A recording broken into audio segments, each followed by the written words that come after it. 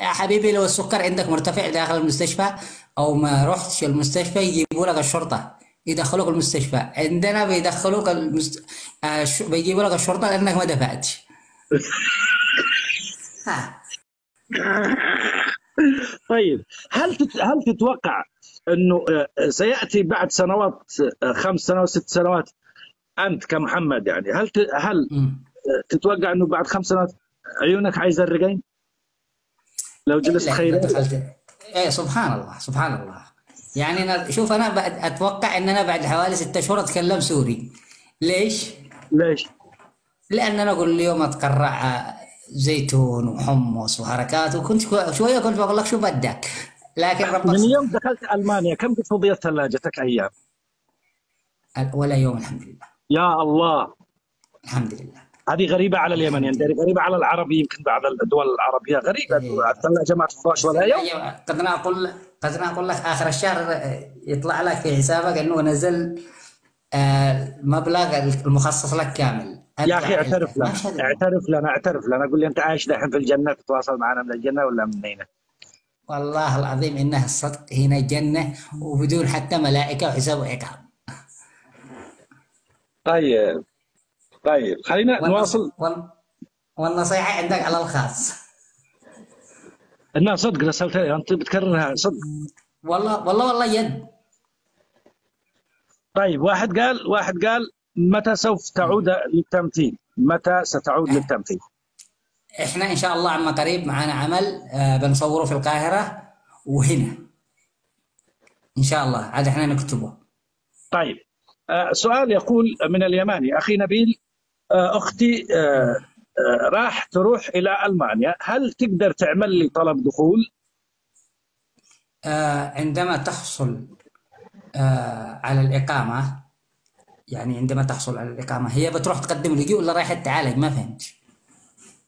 ما اخته حتصير المانيا، يمكن تعيش هناك. أيوه. يعني هل هي تقدر رايحة كيف تطلبه؟ يعني؟ لازم هي شرط فيه. انه سبب ذهابها. أيوه، يعني إذا كانت جاية مهاجرة في حاجة وهي تشتغل على نفقتها الخاصة، في حاجة اسمها كفالة. وده بيقول لاجئه. ت- لاجئة يعني لا ما تقدرش تعمل لك، لأنه لما الشمل للأقرباء من الدرجة الأولى، الزوجة مثل والأولاد. الزوجة الزوجه والأولاد. والاولاد، واذا هي نعم. مراه، الزوج والاولاد. أيوه. نعم الزوج والأولاد. انا اسف يا يماني، إذا قرحت هي جو، قرحت جو إذا يا هي يماني. تشتغل ممكن تعمل لك كفالة. ها اذا تشتغل في البعض عمل حكومي ولا عمل على فكرة عمل البعض خاص؟ يعني عمل خاص أو يعني عملها الخاص. البعض بيقول إن أنا بالغت في اللي قلته. والله العظيم عندما تصل إلى هنا إنك ستصاب بالصدمة. يعني إحنا عندنا نرى الله في المساجد ونسمع عنه في المساجد، لكن الإنسانية ستجد الله في تعامل الناس هنا. الله تجده في تعامل الناس وفي أخلاقهم. الله الله. موجود هنا في تعاملهم معك.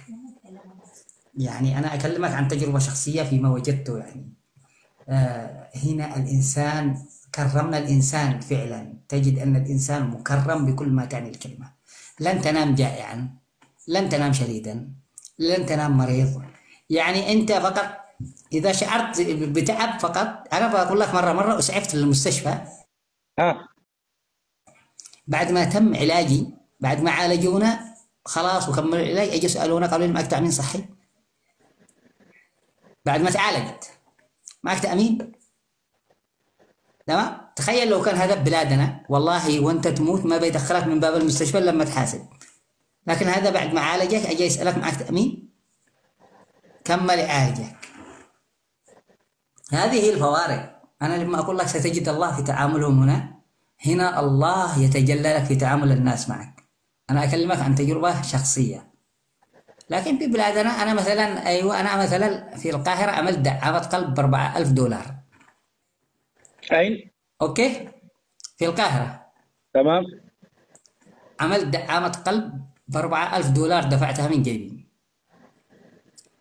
هنا عملت دعامه قلب دفعت 40 يورو.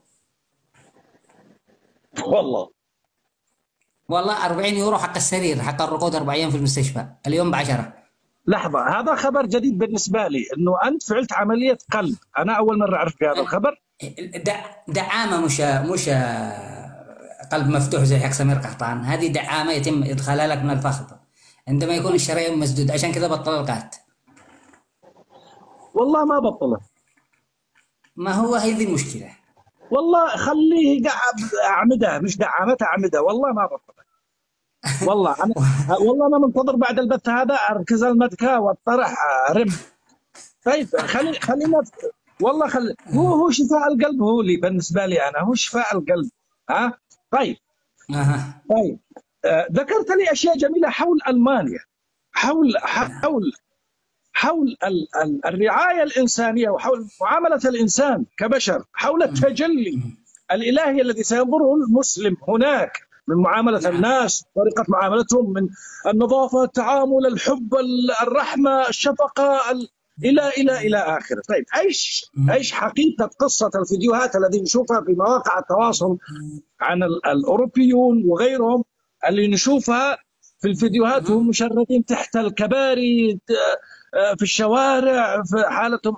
يا رجال عاد أنا أمس بكيت من واحد، جاء واحد في فيديو اداله أكل اشترى له من السوبر، وجاي يشحت من ألماني، مدري من أجنبي، يشحت منه فلوس واداها له، وهذا تجمع فيديوهات طويلة. يعني أنت فاهمني إيش حقيقة هذا الفيديوهات؟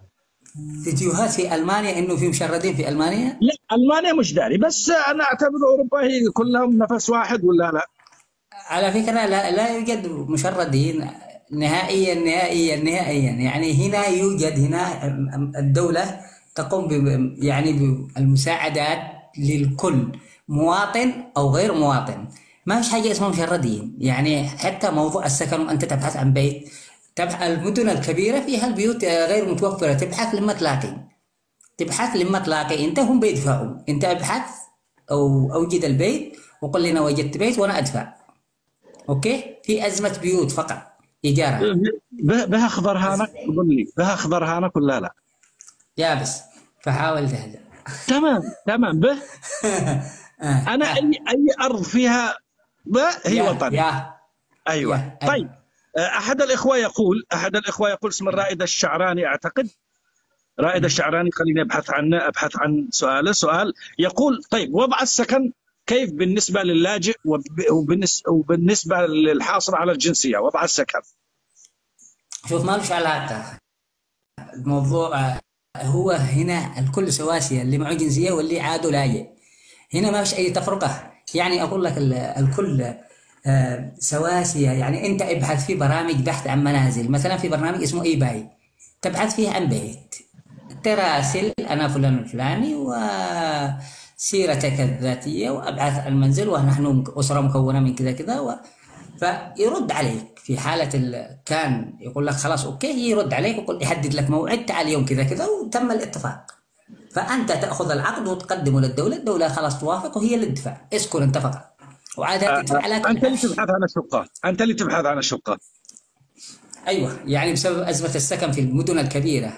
أيوة. طبعا، أما القرى والأرياف متوفر، لكن المدن الكبيرة زي برلين وميونخ ففي أزمة سكن، أنه كثيرين. فهمتنا؟ يعني أنت تظل تبحث، يعيشك في منطقة معينة، يعيشك في سكن معين مثلا، إلى أن تجد منزل، ما يفلتكش في الشارع. مش حاجة اسمها الشارع، مش حاجة أنك تبقى في الشارع أو تنام جيعان أو تنام ما فيش معك فلوس. يا أخي قلت لك ذي عادة عربية، يوصلوا الناس تهريب. أنا طبعا عربية مش إسلامية، عادة عربية. نعم. مش إسلامية. نعم. أيوة، أنا قلت عربية. أنا مع حبي واحترامي للناس اللي أجوا تهريب، هذول أعتبرهم ناس مكافحين، أتهربوا أكثر، يعني أكثر من دولة، اللي أجوا عبر المغرب واللي أجوا عبر بيلاروسيا. يعني تخيل يوصل، أول ما يوصل لهنا تهريب ما يجيش يحقق معه ليش دخلت تهريب ولا ضغط ضرب ولا، يمسكوا تعال حبيبي، إذا هو تعبان دخلوا المستشفى، وفروا سكن، تعال يا أخي إيش قصتك؟ إيش قضيتك؟ يقول له والله يا أخي بلادي حرب. يلا عمل معه مقابلة 2، جابوا إقامة، تفضل هذه الإقامة حقك، ووفروا حقوق ووفروا ذا، والسلام عليكم.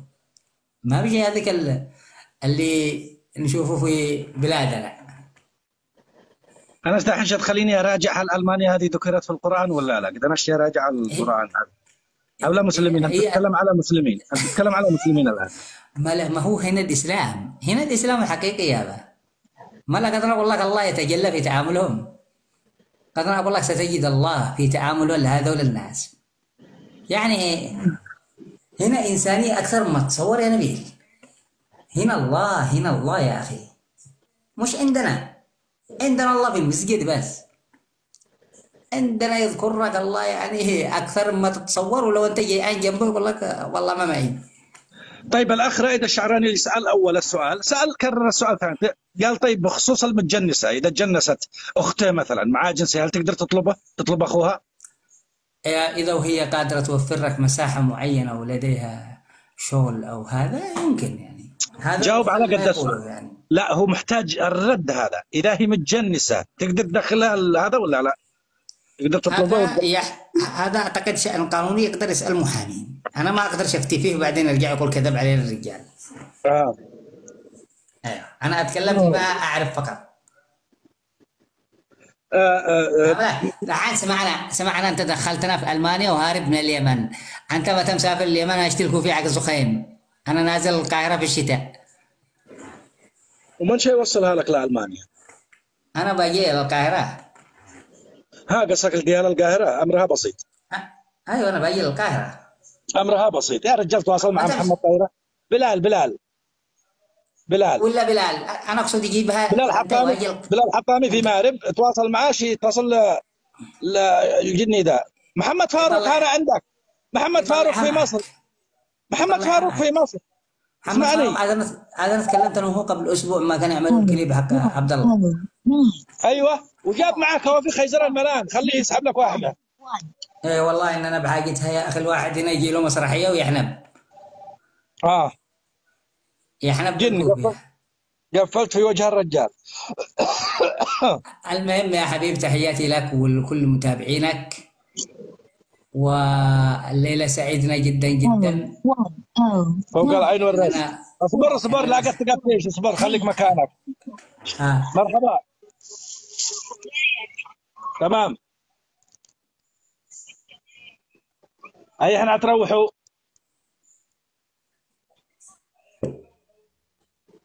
اشتروا لي معاكم ديو.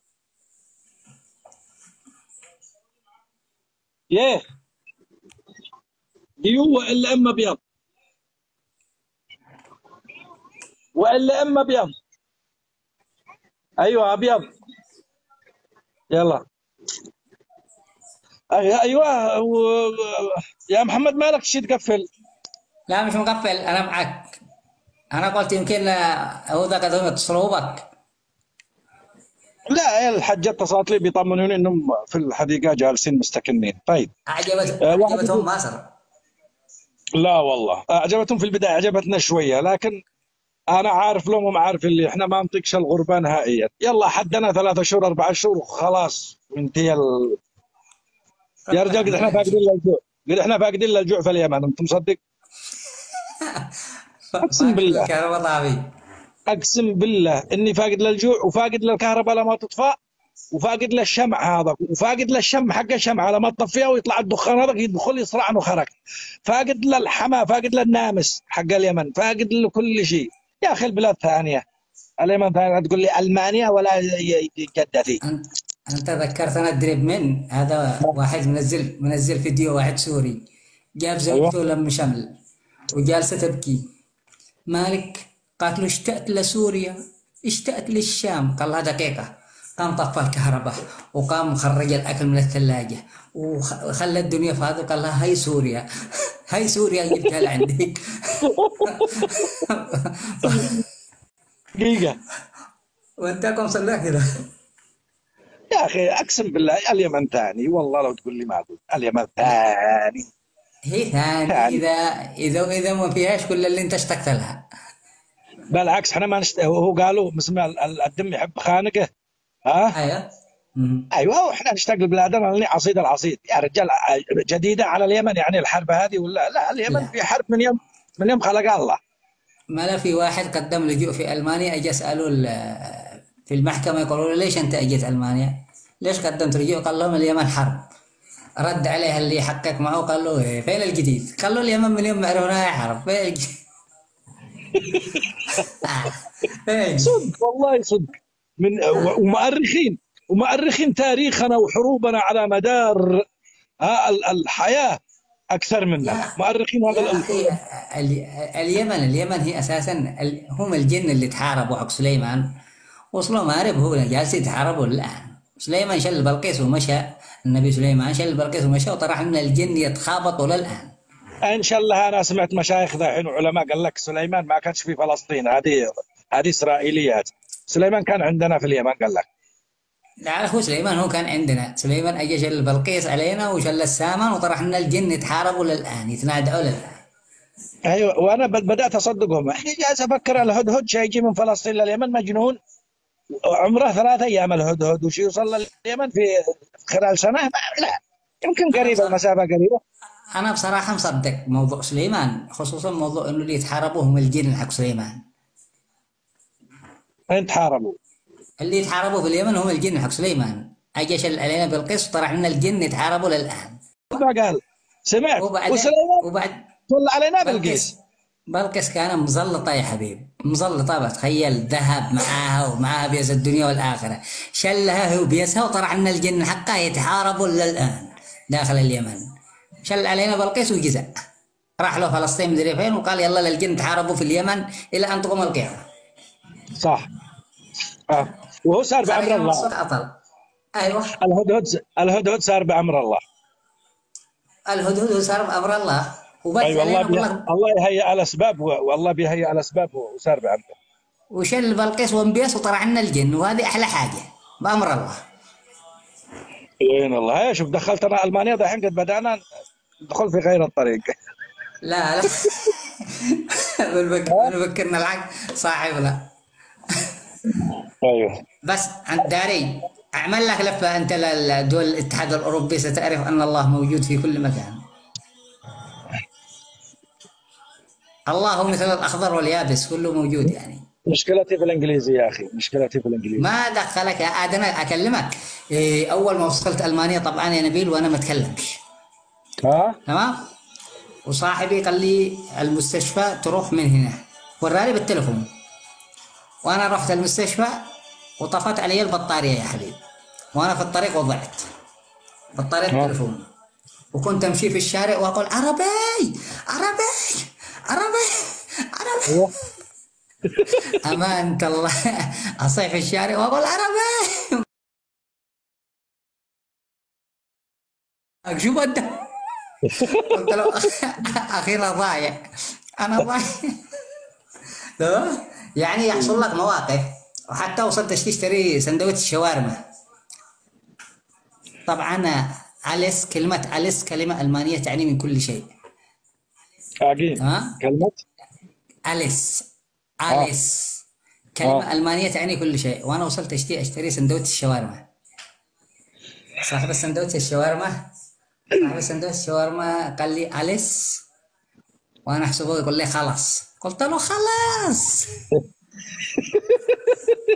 بغج لك من كل شيء. بغج من كل شيء. طبعا في عندهم في اللغة الألمانية أنت تتعلمها سريع. شوف، في الكلمات التعريفية وأنت تعرف بالنفس تتعلمها بسرعة، مش حاجة صعبة. وبعدين لو معك أنت كلمة إنجليزي بتمشي الأمور. بعدين النبي الآن يعجزوا الإنجليزي، الله المستعان. زنبقة كنا قالت تتكلم إنجليزي. الإنجليزي من حق زنبقة، معوش إنجليزي ذاك، لغتها الخاصة. والله إن لغتها الخاصة بعد. مش رتب لي الجملة اللي قالتها بالإنجليزي، والله ما تطلع كلمة حتى. ما فيش لغة زنبقة. والله الأغنية حق زنبقة، الأغنية الإنجليزية. لكن هنا اللغة الألمانية هي بسيطة. أنت لو قد وصلت سواء ألمانيا أو وصلت بلجيكا أو هولندا، الحياة حلوة، يوصلوا ناس خجف وتمشي أمورهم. من المشاهد المضحكة في حياتي بخصوص الأغنية حق زنبقة الإنجليزي، هذه الأغنية طلبوني مرة حفل تخرج، حفل تخرج في الجامعة. صرت وقالوا لو سمحت يا أستاذ نبيل نشتري الأغنية الإنجليزية. الأغنية أنت كنت رائع فيها للأمانة، أبدعت أثبت للمشاهد أنك أستاذ في اللغة الإنجليزية. أنت عارف أنه الطلاب أنه التخرج كان لمن؟ قسم إنجليزي. دفعة إنجليزي. أقسم بالله دفعة إنجليزي، وقسما بجلال الله ولا كلمة إنجليزي صح في الأغنية كلها. كنت الواحد لما يقلد الإنجليزي بس في اللحن ولا، أما الكلام ما مش كلام. اللي استضافوني في الجامعة طلاب دفعة إنجليزي، يا أخي قهروا قلبي. قلت اليمن قارحة جو، قسما بالله قارحة والله. لو يدرسوا كم ما درسوا. عندنا التعليم مضروب. شوف التعليم عندنا مضروب زي كل حاجة مضروبة داخل البلد يعني. لكن في أيوة. الآخر في ناس مجتهدين في اليمن ما شاء الله، في يمنيين كثيرين مجتهدين يعني. حتى ستجد هنا مثلا في الجامعات الألمانية كثيرين من العباقرة اليمنيين يتخرجوا بمعدلات كبيرة، وحتى في مصر حتى في السعودية في أماكن كثيرة. هو بس داخل البلاد اللي كل شيء. اليوم أنا عملت بث مباشر، واحد يقول لي أعمل لي تهنئة إننا نجحت. قلت له الأمة كلها نجحت، أنا أدور اللي رسب أعمل له تهنئة وأقول له كيف رسبت، أنت الوحيد اللي رسبت بضمير. واليمن كلهم. في واحد قرش جلدي من أول أسئلة سؤال كرره 70,000 مرة، يقول يا أخي نبيل اسأل، هذا فضول، أنا أراه فضول. يا أخي نبيل اسأل كيف دفع الفلوس حق الفيزا، وعن طريق من بالله يسعدك تسأله، يلا. وعن طريق من بالله يسعدك تسأله، يلا. والله يا أخي السؤال هذا أنا قد جاوبت على فكرة وأنا أتكلم، قلت تم تحويل عبر حسابهم البنكي عبر الشركة، حولت لهم. أنا كان عندي حساب بنكي في مصر يعني. الآن وأنت في مصر يا نبيل مش معك أنت حساب بنكي؟ أيوه. الواحد يكون معه حساب بنكي فيتم التحويل عبر حسابك البنكي. هم يحولوا لك، هو ايش يدرى من جت لك الزلط؟ أنت ما فهمتش.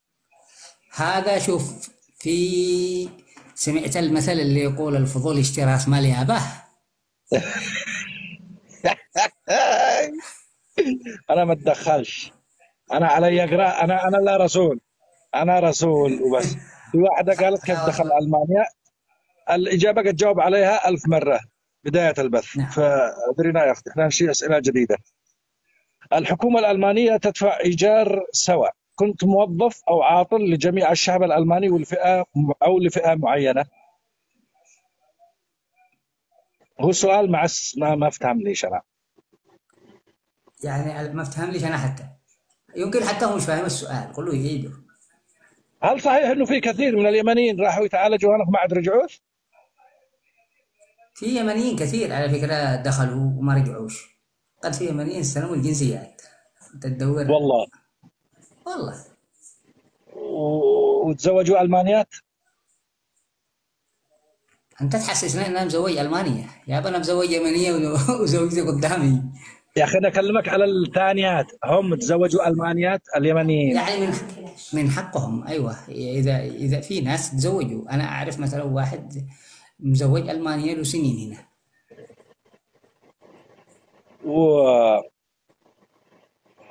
ولو تزوجت انتين هانك ألمانيتين فيجوز؟ ممنوعتين. ممنوعتين إنك قل تتزوج والله. ثنتين. قصدي والله ممنوع تتزوج ثنتين. خضراء وزرقاء، خضراء ولا واحدة عيونها. يا أخي سبحان الله، لما أجي أنا شالك في جنال ثاني فالت، والله أنا شال لك في المحظور. وانت شكلك اليوم اشتركتك برا بشارع يا فيصل. أخي والله لما بسرهن في التلفزيون ولا في هذا أقول يا أخي هؤلاء ما أدري كيف بلاستيك، هؤلاء بلاستيك ما انش حقيقيات، مش حقنا. تحسب حقنا الزوجة كل يوم الصينية. رماد. ها؟ تحسب الزوجة الصينية ولا؟ لا يعني يا أخي ثانية مدري كيف. احنا ليش احنا هكذا وهم هكذا وهم ليش؟ ما تتأدبش لما تبصرون، ما تتأدبش يا محمد لما تبصر ما تتأدبش. بالعكس المرأة العربية واليمنية لا يوجد مثلها يعني. لا احتبس. تقدر تشيل التلفون تخرج خارج براحتك يعني، تدي الصدق لأن الكذب حرام. لا والله يا أخي الصدق. اليمنيات والعربيات غير. تبقى يا أخي المرأة العربية واليمنية حاجة لا يعلى عليها. كل نساء العالم يقول لك لا، في شاعر يقول لا يوجد امرأة قبيحة ولا يوجد امرأة جميلة، الكل جميلات. احنا فنانين وماشيين زي الحد. الصبار، الصبار. سؤال: قلدك الله قلادة في روحك، قلدك الله براس عيالك، ما قد حبتكش واحد، حبتك واحدة ألمانية أنا كلها حبيتها، قلدك الله بروحك. انت قلدتنا. ها، قلدنا الله، لا قد حبيت ولا انحبيت. ذا صورته عدو ينحب. إلا وجه جديد، وجه جديد، بشرة جديدة، شكل جديد، لأن ما عاد يحبين الزرقالي مثلهم، يحبين المشاحن. يا حبيبي انت توصل في منك كثير. لا ما فيش كثير أنا في ألمانيا، كلهم في مصفرين. في في منك بالجملة هنا، ما آه اللي مصفرين، في هنا منك بالجملة قال مصفرين، والله مصفرين اللي تمام. احنا من كثرهم في جاية. أطفالك هل كلهم مواليد مصر ولا في واحد في ألمانيا؟ واحدة مواليد مصر وواحد مواليد عدن. طيب الذي إذا ولد لك كانك طفل في ألمانيا هل يأخذ الجنسية ولا لا؟ الآن في القرار الجديد، في طلع قرار قبل تقريبا أسبوع إنه يأخذ الجنسية إذا لك أنت في ألمانيا أكثر من 5 سنوات. طيب وكم المسموح لك عدد الأطفال اللي ممكن أنك تخلفهم معك؟ لا خلف كم ما تشتي، إيش ماسك لك عند الباب والله ولا إيه؟ لا، في دول أعرف أنهم ممنوع من فوق 3، ممنوع من فوق 4، ممنوع. يا رجال خلف كم ما تشتي، الكيس كيسك ما دخل.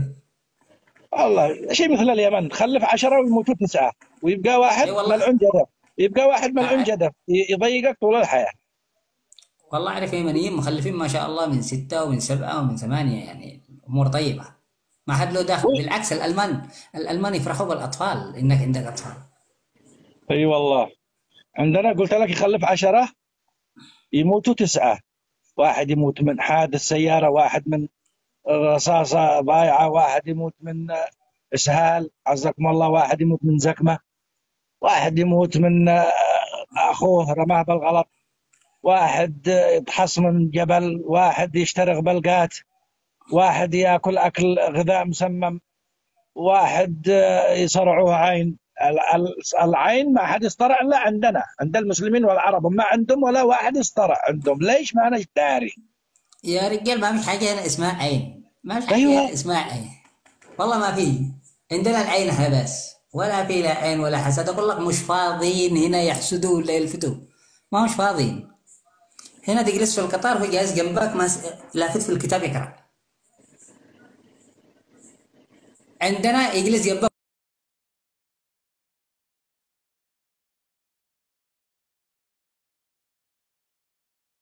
في الكتاب يقرأ، ولا ليش جالس يفكر ايش بيخترع لنا احنا العرب اللي جالسين لافتين على بعض. وعندنا يقهروك ما يقرا الا جنبه كتلي شاي، برميل شاي، يوريك انه مثقف. عاد يزيد على الحركه هذيك حق الصوت حق النشفه، الشفطه حق امدي يسمع الناس، يخليهم ينتبهوا انه بيقرا كتاب المثقف حقنا. سمعت وهو والله مقلوب، ويطلع في الاخير الكتاب مقلوب ما كانش يقرا. يا نبيل، قبل ما اجي كان معي واحد صاحبي، اول ما طلعت لي الفيزا قال لي في المانيا اذا دخلت مطعم وطلبت اكل كثير صاحب المطعم يطلب لك الشرطه. ليش؟ ايوه قال لي يقولوا تبذير. طبعا صاحبي ده يكذب، وانا يا حبيبي وصلت ادنى لو وصلت واطلب اكل طلبت مليان وكل شويه اكل والفت الشرطه واجي لا الشرطه واجي لا.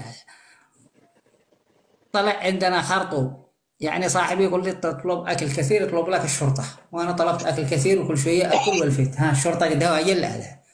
طلبوا الشرطه ولا عادهم؟ طلبوا. عندنا يا حبيبي كذب مليان، هنا ما حد يدورك. كل البس.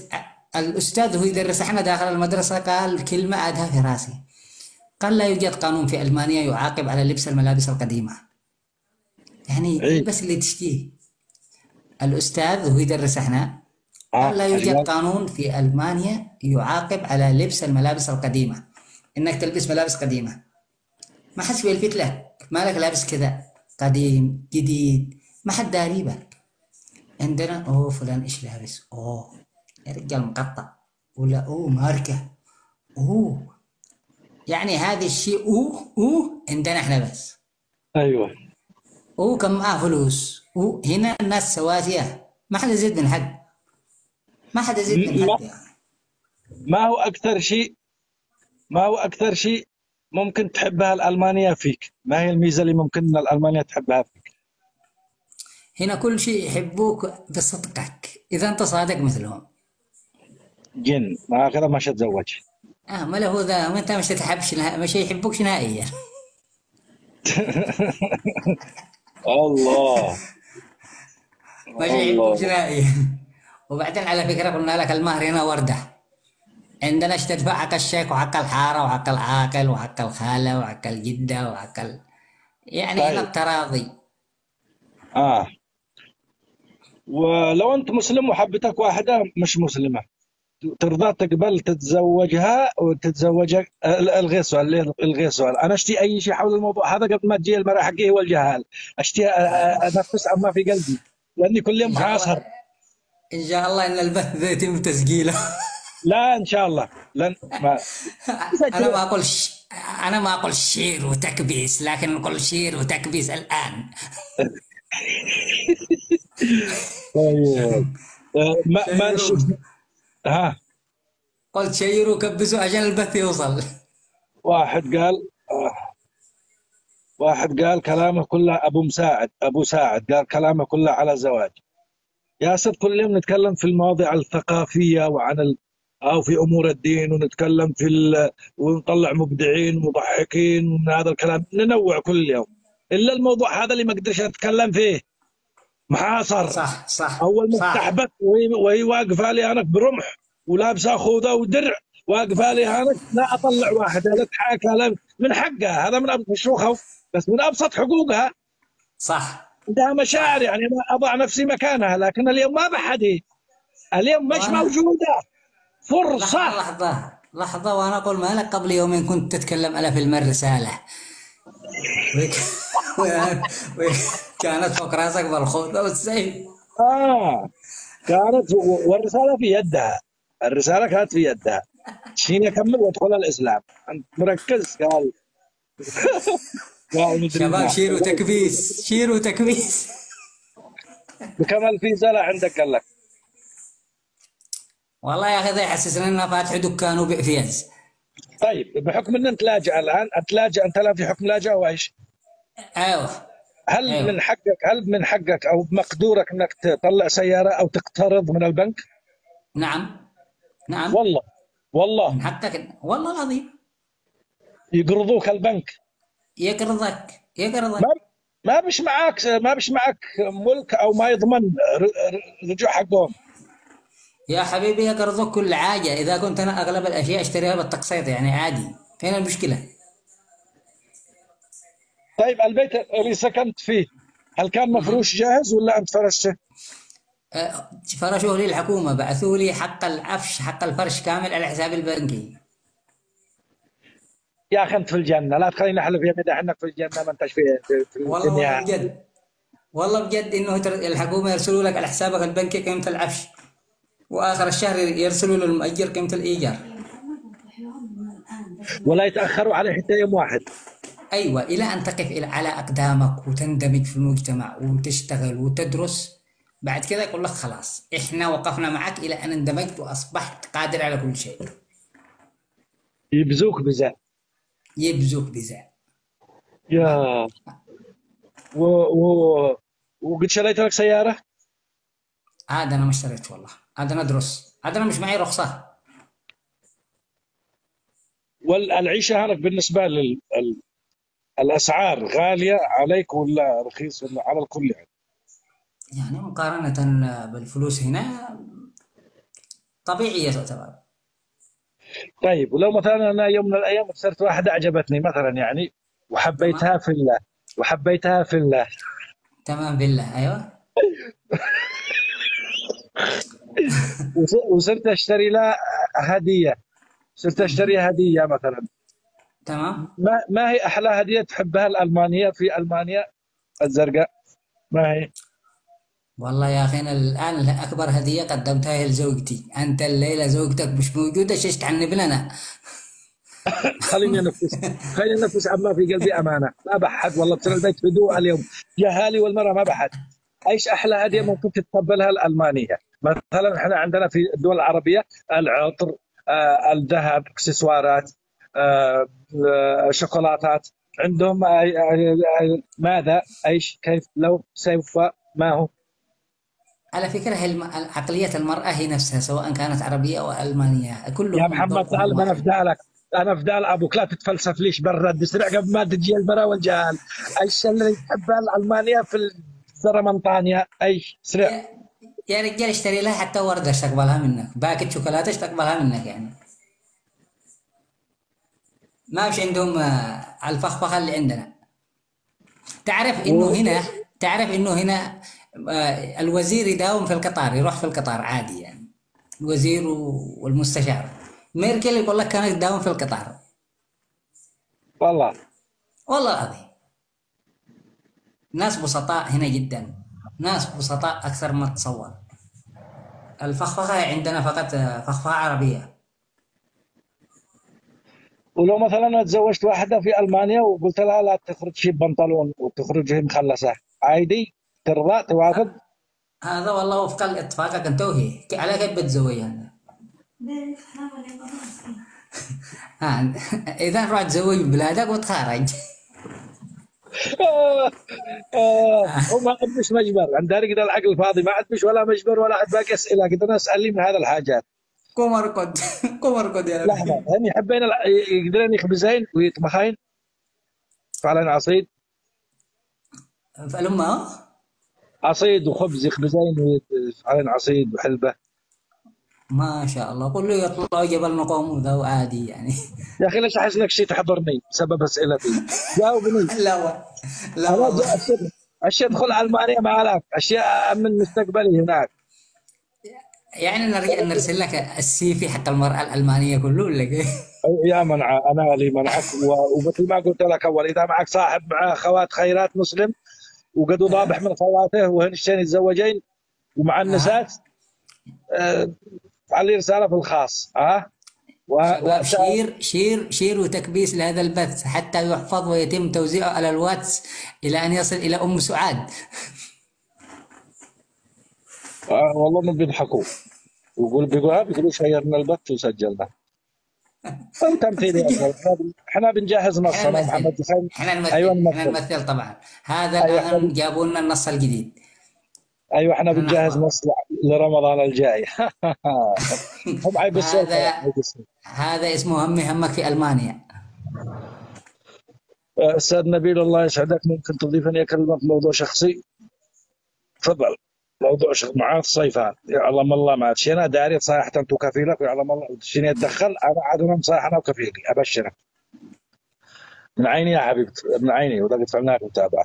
اخ نبيل، لو سمحت ساله عن العمر الاقصى والمناسب للسفر لالمانيا او اوروبا بشكل عام. أول مرة أدري أنا بهذا السؤال إنه واحد يسافر عمره معين يعني. حتى لو تشتروح عمره عمرة 1000. ولا اشتروح عمرة ولا اشتروح ألمانيا أنت؟ حتى لو عمره 1000 صح، يدخل عادي ويشتي اجازه. أيوه. ايوه عادي. أيوه ما في السن، ما في السن حتى لو محدد. أنت عمرك أقدم من الجامع الكبير عادي يعني. ايوه. ما جاوبتنيش على السؤال الاول، هل واحد يحق له ما يتزوج بنتين المانيات؟ لا ممنوع طبعا. ممنوع والله بجد. طيب هل يسمح اني اتزوج المانيا واذا ما عجبتنيش مثلا مع الايام ولا شبعت اطلق واتزوج الثانيه عادي؟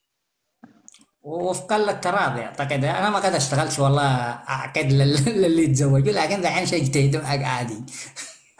طيب اذا تزوجت واحده مثلا في الحاره حقكم، في الحاره اللي انت فيها، ايوه. ومثلا ونقلت لها مثلا محافظه ثانيه واتزوج اها. هناك، اتزوجت في واحده ثانيه في البلده الثانيه، هل أه. الحكومه تقول لي ذيك الاول ان انا تزوجت واحده ثانيه في الثانيه محافظه؟ يا حبيبي هنا عقل الحرج يبلغ بك. لا لا صدق، هي شي حارش بي والله كيف هنا يا اخي سيستم، هنا مالك سيستم يعرف كل حاجه. وبعدين هنا في قانون في المانيا يمنع زواج الثنتين تماما. ممنوع. والله. والله ممنوع. إذا كنت وأنت تعمل لم شمل لأولادك يجلس يدقق حتى يتأكد إنها هي زوجتك وإنك ما مش متزوج غيرها يعني.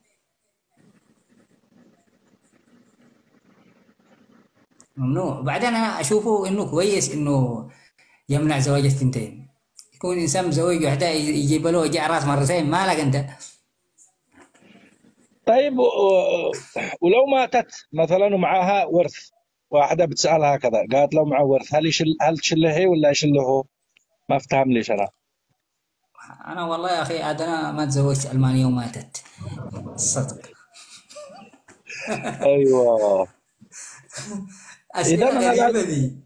لا، يجيبوا أنا أسئلة أفكر غريبة. للمستقبل يا أستاذ، يا إما أشل عيالي معي يا إما أخليهم هنا في اليمن وأصير أطلب الله أتزوج. لا طبعا، أنت لو أجيت تقدر تجيب عيالك، تعمل لهم لم شمل وتجيبهم.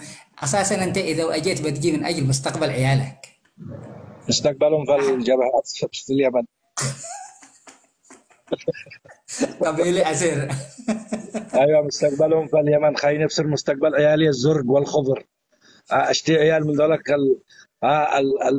اللي شعرهم جيد نحاس. دولة خلي مستقبل انجليزي، قال لك هؤلاء ما يقدروش يتكلموا عربي.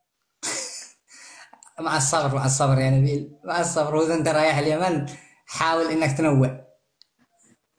انا هو كل واحدة تشبه الثانية، كل واحدة تشبه الثانية.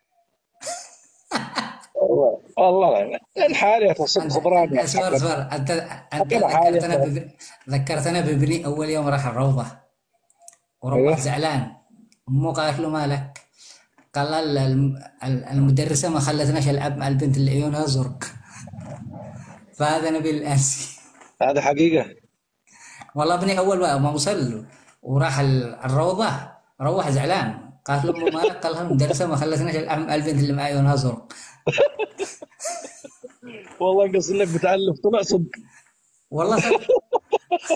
ما هيا تحكي. شفت والناس مستغربين ليش جالسة تلاقى على الزرق والخضرة هناك. يا أخي أنت في اليمن يكفيك زرقة البحر وزرقة السماء، ما تشتي. قل لي هناك يتعطروا مثل انا قد مشيت من جنب واحدة وشمها عطر. كيف الرمام؟ أيوة يتعطروا. يعني قد شميت أحسن واحدة هناك شمها عطر صح؟ أحسن أنواع العطور هنا داخل الماركات كلها اللي عندنا كلهم مرتك قلد يا حبيبي. مرتك سمعت ده الحين وانت قد شميت العطور حق هذا. مرتي قد عملت لي حظر يا حبيبي.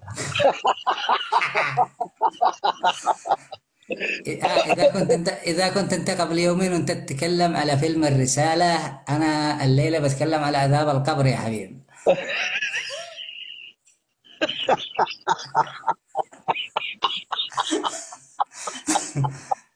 آه. آه.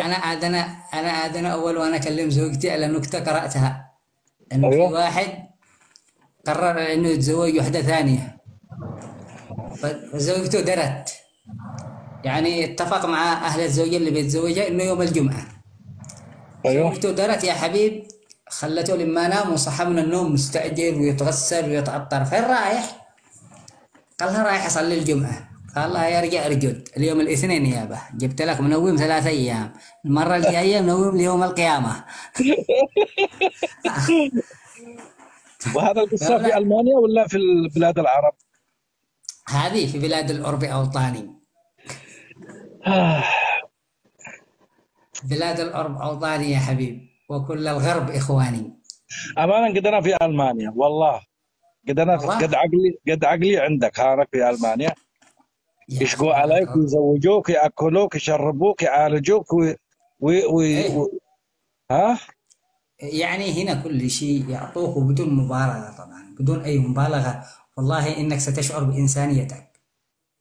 انا المقهور، انا مقهور انه ما ادريش بالمعلومات هذه الا هذا الحين قد انا في السن هذا. ليش ما ادريش من زمان؟ عادي، ما عادك ما وصلت لسن اليأس. عادك ما وصلت لسن اليأس. الناس إيه؟ ليش اليمنيين الآن اللي يجوا هنا بسبب الحرب؟ ليش بسبب الحرب. يعني والسوريين ليش وصلوا لهذه البلدان؟ يعني لأنها هي بتستقبلهم، لا بترحلهم ولا تقول له خروج ولا بيقول ليش جالس عندنا ولا. يعني هذه الأمور مش موجودة. كم تتوقع مش عدد موجودة اللاجئين نهائيا. الى الان من بدايه الحرب في سوريا واليمن؟ كم تتوقع عدد اللاجئين ها؟ في المانيا؟ إيه؟ عدد اللاجئين في المانيا من السوريين واليمنيين كم تتوقع؟ مثال يعني. ما همش كثيرين، ما همش كثيرين، بس في الفترة الأخيرة أصبحوا يدخلوا كثير. ما همش كثيرين زي السوريين هنا اه 2015. بس عيبهم يا اخي في الموضوع، موضوع الالوان وهذا الكلام، انت فاهم لي يعني. ها؟ عيبهم، عيب المانيا هو في طلعت الشقيره. هيحضروني يا محمد، هيحضروني.